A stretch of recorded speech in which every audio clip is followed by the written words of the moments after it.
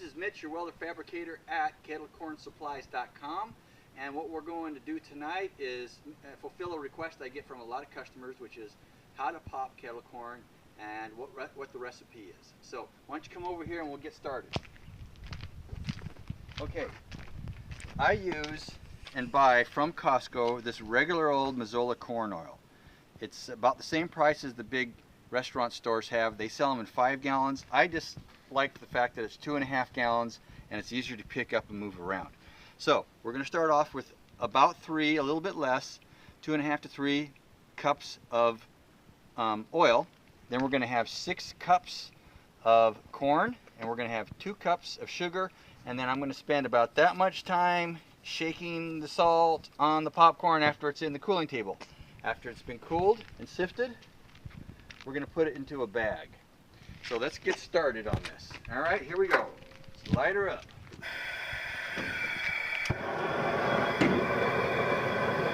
Okay, now come on over here. You'll see this bump right here? Right at the top of that bump, I'm going to fill it in just short of that bump. So there's about 2 inches of that bump showing up. About right there. That's all you need. That's about 3 cups of oil. So I'm going to let that heat up for just a second. And then once it's heated up,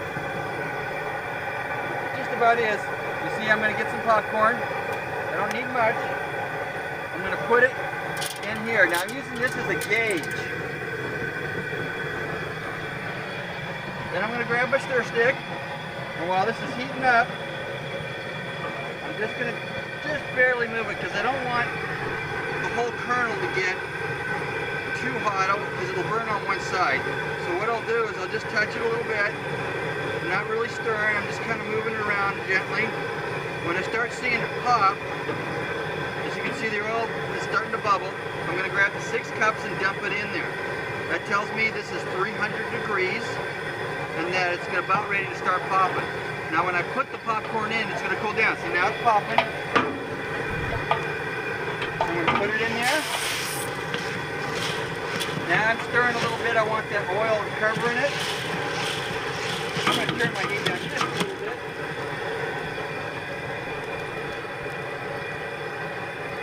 I like it about 12 pounds of pressure. I had it at about 15. So I got this in there. I'm just going to let it sit. Now you'll notice I've got gloves on and I've got glasses. When you're stirring it by stick, you need long sleeves, glasses, and gloves. Because these things start popping, it's like a missile out there. I'm going to add just a smidge more oil. If I can find it. Good. That's about 3 cups. Actually, I might have put a little bit too much oil in. I like a little bit less. Alright, now it's starting to pop. Now, you notice I haven't put the sugar in yet. I try to keep it off the edges, and I move it off the bottom. Now, I don't want to stir too much, because the popcorn on the top will stay too cool. So, or on the bottom will stay too cool. So we want it to just stay warm enough that it doesn't burn, but not too hot, or not too hot that it won't burn, but I want to make sure it gets hot enough it starts to pop. Now, you see these pops starting? That's a real pop. Okay? So here's when I put the sugar in. I kind of spread it around. Now I'm going to stir because I want that, before it really gets heavy in the pot to popping, I want to get that sugar melted and cover every seed possible. Alright, now I'm going to switch to the other side. Alright, now I'm stirring. I don't want anything right directly on the middle, and I don't want it directly on the outside edge. This outside edge is about 500 degrees. Now if you put too much sugar in it, one way to tell is it starts looking like it's a little burnt, a little brown. That means it's got a little bit too much sugar in it. And what it really is not so much burning, it's just the, what's the word I want to use? I'll think of it in a minute. Sugar kind of sticks to it a little differently. Caramelizing, that's the word. Alright, I'm almost stirring too much. Just dabbing it. Now when this gets going, it just goes. And then I'm usually listening for it. I kind of listen for it. It'll go pop like crazy. And then all of a sudden it just kind of stops. And you still hear some pops. And then all of a sudden, you got to dump it. All right, here we go. We're getting there. All right, now you notice I'm picking up the speed. I'm keeping it mostly off the outside edge. I want those seeds to stay near the middle of that bulb, but I don't want it on there too much. All right, here we go, and I'm picking up the speed. All right, 6 cups. Now I'm mostly keeping it off the edge, so I can stand over there a little bit and get in front of it. All right, now I'm going like crazy. Okay, I'm about ready to stop. Still going. The more I pop, stir. All right, now it stopped. Okay, so I'm turning it off. Dumping it in. Woo! There it is. Look at that, not one burnt pop. You'll notice there'll be some that are actually still popping. You'll see it explode a little bit here and there.